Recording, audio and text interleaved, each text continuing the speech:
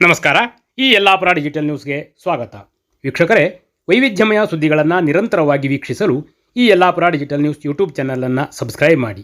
ಸುದ್ದಿ, ಜಾಹೀರಾತು, ಪ್ರಚಾರಕ್ಕಾಗಿ ನಮ್ಮನ್ನು ಸಂಪರ್ಕಿಸಿ.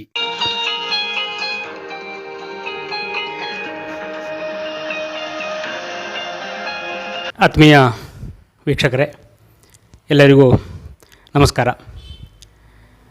ಇವತ್ತು ನಮ್ಮ ಜೊತೆ ರಾಜ್ಯದ ಖ್ಯಾತ ಜ್ಯೋತಿಷಿಗಳು, ವಿದ್ವಾಂಸರಾದ ಗೋಪಾಲಕೃಷ್ಣ ಭಟ್ ಹಂಡ್ರಮನೆಯವರಿದ್ದಾರೆ.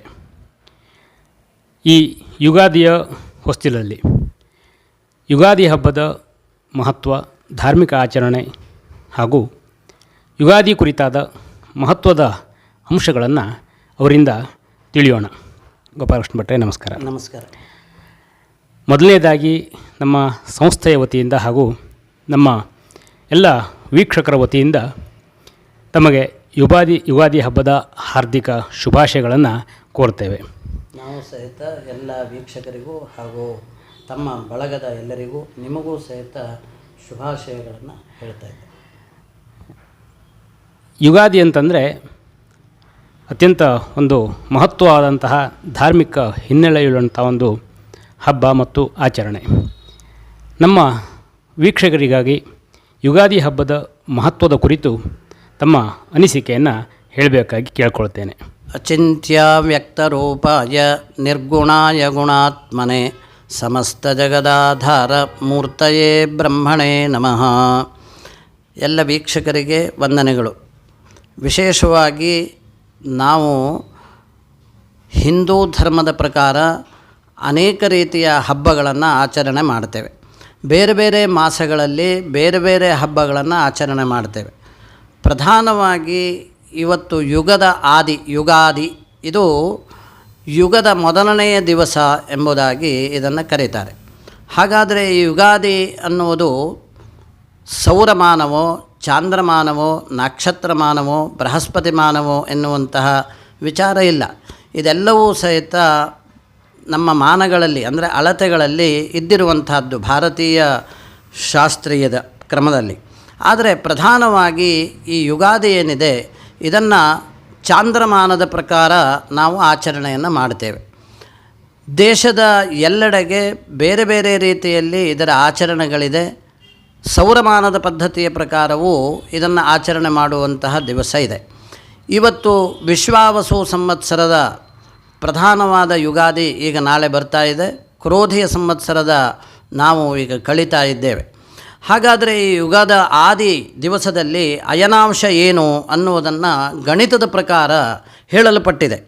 ವಿಶೇಷವಾಗಿ ಕಲಿಯುಗದ ಅಹರ್ಗಣ 18,72,311 ಈಗ ಕಲಿಯುಗದಲ್ಲಿ ಕಳೆದಂತಹ ದಿವಸ ಎಷ್ಟು ಕಳೆದಂತಹ ವರ್ಷಗಳೆಷ್ಟು ಅಂತ ಕೇಳಿದರೆ ನಾವು 5,146 ವರ್ಷಗಳನ್ನು ಕಳೆದಿದ್ದೇವೆ. ಈಗ 5,147ನೇ ವರ್ಷದಲ್ಲಿ ನಾವಿದ್ದೇವೆ. 18,04 ಲಕ್ಷ ವರ್ಷಗಳು ಇದರಲ್ಲಿದೆ. ಅದರಲ್ಲಿ ಪ್ರಧಾನವಾದಂತಹ 1,947 ಶಕವರ್ಷಗಳ ಪ್ರಧಾನ ವಿಶ್ವಾವಸು ಸಂವತ್ಸರ ಆಗಿದೆ. ಈ ಸಂವತ್ಸರದ ವಿಶೇಷತೆಯನ್ನು ನಮ್ಮ ರಾಜ್ಯದ ನಮ್ಮ ಎಲ್ಲ ವೀಕ್ಷಕರಿಗೂ ಸಹಿತ ತಿಳಿಸಬೇಕು ಎನ್ನುವುದು GN ಭಟ್ ತಟ್ಟಿಗೆದ್ದೆ ಮತ್ತು ಅವರ ಇಚ್ಛೆಯಾಗಿದೆ. ನೋಡಿ, ಇದನ್ನೆಲ್ಲ ಪ್ರತಿ ವರ್ಷದಲ್ಲಿ ನಾವು ಹೇಗೆ ಮಾಡ್ತಿದ್ದೆವು ಹಿಂದೆ ಅಂತ ಕೇಳಿದರೆ, ಒಂದು ಅಶ್ವತ್ಥ ಮರದ ಕೆಳಗಡೆ ಕೂತುಕೊಂಡು ಗಣಿತ ತಜ್ಞರು ಯಾರಿದ್ದಾರೋ ಆ ವರ್ಷ ಆ ಗಣಿತ ತಜ್ಞರನ್ನು ಆ ದಿವಸ ಪೂಜೆ ಮಾಡಿ ಇಡೀ ವರ್ಷದ ಒಂದು ಭವಿಷ್ಯವನ್ನು ನಾವು ಕೇಳ್ತಿದ್ವಿ. ಕಾರಣ ಏನು ಅಂತಂದರೆ, ಇದು ಗಣಿತದ ಮೇಲೆ ಆಧಾರವಾಗಿರುವಂತಹ ವಿಷಯ. ಈ ಯುಗದ ಆದಿ ಯಾವ ದಿವಸ ಬಂತೋ ಆ ದಿವಸದಲ್ಲಿ ಅವನು ರಾಜನಾಗ್ತಾನೆ, ಮಂತ್ರಿ ಇದ್ದಾನೆ. ಅದೇ ರೀತಿಯಾಗಿ ಅದಕ್ಕೆಲ್ಲ ರಾಜ, ಮಂತ್ರಿ, ಅಮಾತ್ಯ, ಕೆಲವು ವಸ್ತುಗಳಿಗೆ ಅಧಿಪತಿಗಳು, ಮಳೆಯ ಅಧಿಪತಿಗಳು, ಇವುಗಳನ್ನೆಲ್ಲ ತಿಳಿದುಕೊಳ್ಳುವುದೇ ಪ್ರಧಾನವಾದಂತಹ ಅಂಶ. ಹಿಂದಿನ ಕಾಲದಲ್ಲಿ ಇದಕ್ಕೆ ಆ ದಿವಸದಲ್ಲಿ ಹಬ್ಬವನ್ನು ಆಚರಣೆ ಮಾಡ್ತಿದ್ದರು. ಯಾಕೆ ಆಚರಣೆ ಮಾಡ್ತಿದ್ರು? ಇವತ್ತು ಸಹಿತ ಅನೇಕ ಕಡೆಗೆ ಆ ಆಚರಣೆಯಲ್ಲಿ ಇದ್ದಾವೆ. ಪ್ರಧಾನವಾಗಿ ಚಂದ್ರನು ಯಾವ ದಿವಸ ಸೂರ್ಯನ ಗತಿಯನ್ನು ಗಮನಿಸಿ ಈ ಮಾಸಗಳು ಬರ್ತಾವೆಯೋ ನೋಡಿ ವಿಚಾರ ಮಾಡಿ. ಚಿತ್ರಾ ನಕ್ಷತ್ರ ಹುಣ್ಣಿಮೆ ಬಂದರೆ ಅದನ್ನು ಚೈತ್ರ ಮಾಸ ಅಂತ ಕರಿತೇವೆ. ಇನ್ನು 15ನೆಯ ದಿವಸಕ್ಕೆ ಚಿತ್ರಾ ನಕ್ಷತ್ರ ಬರುತ್ತೆ, ಆ ದಿವಸ ಹುಣ್ಣಿಮೆ ಆಗುತ್ತೆ. ಅದೇ ರೀತಿಯಾಗಿ ವಿಶಾಖ ನಕ್ಷತ್ರದ ಹುಣ್ಣಿಮೆ ಯಾವ ದಿವಸ ಬರುತ್ತೋ ಆ ಮಾಸವನ್ನು ವೈಶಾಖ ಮಾಸ ಎಂಬುದಾಗಿ ಕರೀತಾರೆ. ಜ್ಯೇಷ್ಠ ನಕ್ಷತ್ರದ ಹುಣ್ಣಿಮೆ ಯಾವ ದಿವಸ ಬಂತೋ ಅದನ್ನು ಜ್ಯೇಷ್ಠ ನಕ್ಷತ್ರದ ದಿವಸ ಹುಣ್ಣಿಮೆ ಬಂದರೆ ಅದನ್ನು ಜ್ಯೇಷ್ಠ ಮಾಸ ಅಂತ ಕರೀತಾರೆ. ಹೀಗೆ ಆ ಮಾಸಕ್ಕೂ ಆ ದಿವಸ ಹುಣ್ಣಿಮೆ ದಿವಸ 180 ಡಿಗ್ರಿ ಸೂರ್ಯನಿಂದ ಪ್ರಧಾನವಾಗಿ ಚಂದ್ರ ಇರ್ತಾನೆ. ಆ ದೃಷ್ಟಿಯಿಂದ ಇಟ್ಟುಕೊಂಡು ಸೂರ್ಯ ಮತ್ತು ಚಂದ್ರನ ಗತಿಯನ್ನು ಅವಲಂಬಿಸಿ ತಿಥಿಯನ್ನು ಹೇಳಿದರು. ಯಾವ ತಿಥಿ ಹುಣ್ಣಿಮೆಗೆ ಪ್ರಧಾನವಾಗಿ ಬರುತ್ತೋ ಆ ದಿವಸ ಆ ಮಾಸ ಅಂತ ಹೇಳಿದರು. ಯುಗಾದಿಯಲ್ಲಿ ಯುಗದ ಆದಿ ಈ ಒಂದು ಚಿತ್ರಾ ನಕ್ಷತ್ರಕ್ಕಿಂತ ಮೊದಲು 15 ನಕ್ಷತ್ರಗಳು ಮೊದಲು ಬರಬೇಕು. ವಿಶೇಷವಾಗಿ ಅಶ್ವಿನಿ ನಕ್ಷತ್ರದಲ್ಲಿ ಇವತ್ತು ಚಂದ್ರ ಗಮನಿಸುವುದರಿಂದ ಆ ದಿವಸ ಯುಗದ ಆದಿ ಪ್ರಾರಂಭ ಆಯಿತು. ಇಂತಹ ಪ್ರಾರಂಭಕ್ಕೆ ಅಯನಾಂಶವನ್ನು ಹೇಳಿದರು. ಈಗ ನಾನು ಮೊದಲೇ ಹೇಳಿದೆ, ಈ ಅಯನಾಂಶದಿಂದ ಪ್ರಾರಂಭ ಆಗುತ್ತೆ ಅಂತ.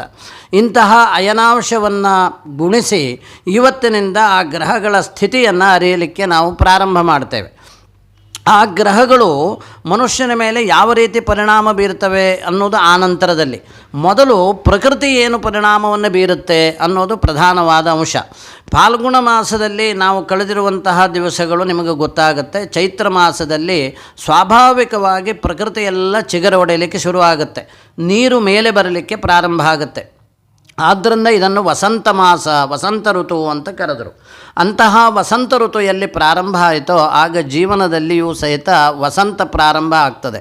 ಅಂದರೆ ಸಾಮಾನ್ಯವಾಗಿ ಎಲ್ಲ ವ್ಯಕ್ತಿಗಳಿಗೂ ಸಹಿತ ಸರಿಯಾದ ರೀತಿಯಲ್ಲಿ ನಾವು ಜೀವನ ಮಾಡುವಂತಹ ಕ್ರಮ ಅಥವಾ ಕ್ರಮವನ್ನು ಅನುಸರಿಸಿ ಹವಾಮಾನಗಳು, ನೀರುಗಳು, ಪ್ರಕೃತಿಗಳು ನಮಗೆ ಒಗ್ಗೂಡಿ ಬರಬೇಕು. ಅದನ್ನೇ ನಾವು ವಸಂತ ಋತು ಅಂತ ಕರಿತೇವೆ. ಅಂತಹ ವಸಂತ ಋತು ಪ್ರಾರಂಭದಲ್ಲಿ ಚಂದ್ರನು ಇವತ್ತು ಯುಗದ ಆದಿಯಲ್ಲಿ ಇದ್ದಾನೆ. ಈ ದಿವಸದಲ್ಲಿ ರವಿವಾರ ದಿವಸ ನಾವು ಬಂದಿರುವುದರಿಂದ ಈ ವರ್ಷ ಏನು ಕರಿತೇವೆ ಅದಕ್ಕೆ ಅಂದರೆ ರವಿಯೇ ರಾಜ ಅಂತ ಕರಿತೇವೆ. ಹೀಗೆ ಕರೆದಿದ್ದರಿಂದ ಏನು ಪ್ರಯೋಜನ, ಯುಗದ ಆರಂಭವನ್ನು ಮಾಡುವುದರಿಂದ ಏನು ಪ್ರಯೋಜನ, ಅಥವಾ ಇವತ್ತು ಮಾಡುವಂತಹ ಕರ್ತವ್ಯಗಳೇನು, ಇದೆಲ್ಲವನ್ನು ನಾವು ತಿಳಿದುಕೊಳ್ಬೇಕು. ರಾಜನಾದವನಿಗೆ ಇದೆಲ್ಲದರ ಒಂದು ಪರಿವೆ ಇರಬೇಕು. ಹಿಂದೆ ರಾಜನಾದವನು ಅಥವಾ ರೈತರಲ್ಲಿಯೂ ಸಹಿತ ಬೆಳೆಗಳನ್ನು ಬೆಳೆಯುವಾಗ ಈ ವರ್ಷ ಯಾವ ಬೆಳೆಗಳನ್ನು ಬಿತ್ತಿದರೆ ವಿಶೇಷವಾದ ಲಾಭ ಬರುತ್ತೆ, ಈ ವರ್ಷ ಮಳೆಯ ಕ್ರಮ ಏನು, ಆ ಮಳೆಯಿಂದ ಯಾವ ರೀತಿಯಲ್ಲಿ ಯಾವ ನಕ್ಷತ್ರದಲ್ಲಿ ಮಳೆ ಬೀಳುತ್ತೆ, ಇದನ್ನೆಲ್ಲ ಒಂದು ಗಮನಿಸಿ ಆ ವರ್ಷದ ರೈತ ತನ್ನ ಬೆಳೆಕಾಳುಗಳನ್ನು ಬೆಳೀತಾ ಇದ್ದ. ಅದಕ್ಕೆ ಬೇಕಾಗಿರುವಂತಹ ದವಸ ಧಾನ್ಯಗಳನ್ನು ರಾಜರು ಮಂತ್ರಿಗಳು ಒಟ್ಟುಗೂಡಿಸ್ತಾ ಇದ್ದರು. ಈ ವರ್ಷ ರಾಜನು ಯಾರು ಅನ್ನುವುದರ ಮೇಲೆ ಇಡೀ ನಮ್ಮ ದೇಶದ, ರಾಜ್ಯದ ಮತ್ತು ಅಲ್ಲಿಯ ಭೌಗೋಳಿಕವಾದಂತಹ ಚಿತ್ರಣದ ಒಂದು ವೈಚಾರಿಕತೆಯನ್ನು ಎಲ್ಲರೂ ಮಾಡಿ ಹೋಗುವಂತಹ ಪರಿಸ್ಥಿತಿ ಇತ್ತು. ವಿಶೇಷವಾಗಿ ಎಲ್ಲ ಫಸಲುಗಳು ಬಂದಿರುವಂತಹ ಸಮಯ. ಈ ಕಾಲದಲ್ಲಿ ರೈತರು ಸಹಿತ ತುಂಬ ರೈತಾಪಿ ಜನರೇ 70% ಇರುವಂತಹ ನಮ್ಮ ದೇಶದಲ್ಲಿ ಅವರಿಗೆ ಹೆಚ್ಚು ಅನುಕೂಲವಾಗಲಿ ಅಂತ ಹೇಳಿ ಅವರೆಲ್ಲ ದವಸ ಧಾನ್ಯಗಳು ಬಂದಿರುವಂತಹ ಕೊನೆಯ ಸಂದರ್ಭದಲ್ಲಿ ಈ ಯುಗಾದಿಯನ್ನು ಆಚರಣೆ ಮಾಡ್ತಾಯಿದ್ರು. ಧಾರ್ಮಿಕವಾಗಿಯೂ ಸಹಿತ ಯಾವ ಕರ್ಮಗಳನ್ನು ನಾವು ಮಾಡಬೇಕೋ ಅದಕ್ಕೆಲ್ಲಕ್ಕೂ ಸಹಿತ ಕಾಲ ಅನ್ನುವಂಥದ್ದು ಅತ್ಯಂತ ಶ್ರೇಷ್ಠವಾದದ್ದು. ಅದರಿಂದಲೇ ತಸ್ಮಾತ್ ಕಾಲವಿಧಾನ ಶಾಸ್ತ್ರಂ ಯೋ ಜ್ಯೋತಿಷಂ ವೇದಸ ವೇದ ಯಜ್ಞಾನ್ ಅಂತ ಹೇಳಿದರು. ಕಾಲವನ್ನು ಆಚರಣೆ ಮಾಡಿ ಅದರ ಪ್ರಕಾರವಾಗಿ ಯಜ್ಞವನ್ನು ಮಾಡಬೇಕು ಅಂತ. ಯಜ್ಞ ಅಂತಂದರೆ ಕೇವಲ ನಾವು ಹೇಳಿದಂಥ ಹವನಗಳನ್ನು ಮಾಡುವುದೋ, ದವಸ ಧಾನ್ಯಗಳನ್ನು ಅಗ್ನಿಗೆ ಅರ್ಪಣೆ ಮಾಡುವುದು ಒಂದೇ ಯಜ್ಞ ಅಂತಲ್ಲ.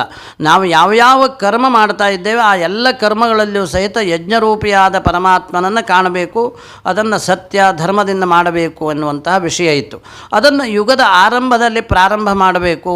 ಆ ವರ್ಷ ಪ್ರತಿಯೊಬ್ಬರ ಜೀವನ ಶೈಲಿ ಹೇಗಿರಬೇಕು, ಆ ವ್ಯಕ್ತಿ ತನ್ನ ಒಟ್ಟು ಆ ವರ್ಷದ ಜೀವನದ ಕ್ರಮವನ್ನು ಮಾಡಿಕೊಳ್ಳಿಕ್ಕೆ ಈ ಯುಗಾದಿಯನ್ನು ಪ್ರಧಾನವಾಗಿ ಆಚರಣೆ ಮಾಡ್ತಾ ಇದ್ದರು. ಅದನ್ನೇ ಧಾರ್ಮಿಕವಾಗಿಯೂ ಸಹಿತ ಇವತ್ತು ಉತ್ಥಾಯೋಷಿಸಿ ದೇವತಾಂ ನಿಜರುದಿಧ್ಯಾತ್ವಾ ವಪುಶೋಧನಂ ಕೃತ್ವಾ ಸ್ನಾನಪುರಸ್ಸರಂ ಸಲಿಲವಿಕ್ಷೇಪಾದಿ ಕರ್ಮಾಖಿಲಂ ಕೃತ್ವಾ ಮಂತ್ರಜಪಾದಿಕಂಚ ವಿಧಿವತ್ ಪಂಚಾಂಗವೀಕ್ಷಾಂತಥ ಖೇಟಾನಾಂಗಣನಂಚ ದೈವ ವಿದತಃ ಸ್ವಸ್ಥಾಂತರಾತ್ಮ ಭವೇತ್ ಅಂತ ಜ್ಯೋತಿಷಿಗಳಿಗೂ ಸಹಿತ ಅವನು ಉತ್ಥಾಯೋಷಿಸಿ ದೇವತಾಂ, ಬೆಳಗಿನ ಜಾವದಲ್ಲಿ ಅವನು ಎದ್ದು ದೇವತೆಗಳನ್ನು ಸ್ಮರಣೆ ಮಾಡಿಕೊಂಡು ತನ್ನ ನಿತ್ಯ ಕರ್ಮಾನುಷ್ಠಾನಗಳನ್ನು ಮಾಡಿ ಅದೇ ರೀತಿಯಲ್ಲಿ ಪರಮಾತ್ಮನನ್ನು ಭಜಿಸಿ ಸ್ವಸ್ಥವಾದ ಅಂತರಾತ್ಮನುಳ್ಳವನಾಗಬೇಕು ಅಂತ ಹೇಳಿದರು. ಹಾಗೆ ಎಲ್ಲ ಜನರೂ ಸಹಿತ ಆ ದಿವಸ ನಿಂಬಕದಳವನ್ನು ಹಚ್ಚಿ ತಮ್ಮ ಹಲ್ಲನ್ನು ಉಜ್ಜಿ ಅದೇ ರೀತಿಯಾಗಿ ಎಣ್ಣೆಯನ್ನು ಬಡಿದುಕೊಂಡು ಸ್ನಾನವನ್ನು ಮಾಡಿ ದೇವತಾರಾಧನೆಯನ್ನು ಮಾಡಿಕೊಂಡು ಹೊಸ ವಸ್ತ್ರವನ್ನು ಉಟ್ಟು ತಮ್ಮಲ್ಲಿ ಏನು ಬೆಳೆದಿದೆಯೋ ಆ ಬೆಳೆಗಳನ್ನು ಪರರಿಗೆ ಹಂಚಿ ದೇವತಾ ಭಾವನೆಯಿಂದ ಅದನ್ನು ಪೂಜೆ ಮಾಡಿ ಇವತ್ತು ಹುಗ್ಗಿಯನ್ನು ಊಟ ಮಾಡುವಂತಹ ಕ್ರಮ ನಮ್ಮ ದೇಶದಲ್ಲಿ ನಡೆದು ಬಂತು. ಇದರೆಲ್ಲದರ ಕಾರಣ ಏನು ಅಂತ ಕೇಳಿದರೆ ಎಲ್ಲ ಸುಗ್ಗಿಗಳು ಈಗ ಮುಗಿದಿರುವಂತಹ ಕಾಲ. ಮುಂದಿನ ಕಾಲಗಳಲ್ಲಿ ಬಿತ್ತನೆ ಮಾಡಲಿಕ್ಕೆ ಇನ್ನು ವೃಷಭ ಮಾಸದಲ್ಲಿ ಮಿಥುನ ಮಾಸಗಳಲ್ಲಿ ರೈತ ತನ್ನ ಜವಾಬ್ದಾರಿಯನ್ನು ಹಂಚಿಕೊಳ್ಳುವಂತಹ ಕಾಲ. ಆದ್ದರಿಂದ ಮೂಡುವಂತಹ ಸಂದರ್ಭದಲ್ಲಿ ಈಗ ಚಿಗುರು ಬಿಡುತ್ತದೆ. ಚಿಗುರು ಬರುವಾಗ ಕೆಳಗಡೆಯಿಂದ ನೀರು ಮೇಲೆ ಬರುತ್ತೆ, ಚಿಮ್ಮುತ್ತೆ. ಇಂತಹ ಒಂದು ಕಾಲದಲ್ಲಿ ನಾವೆಲ್ಲರೂ ಸಹಿತ ಮುಂದಿನ ದಿನಗಳನ್ನು ಅತ್ಯಂತ ಉತ್ತಮವಾಗಿ ಸವಿಯಲಿಕ್ಕೆ ಈ ಯುಗಾದಿಯೇ ಮೂಲ ಕಾರಣವಾಗುತ್ತೆ ಅನ್ನೋದನ್ನು ಈ ಸಂದರ್ಭದಲ್ಲಿ ತಿಳಿಸಬಹುದು.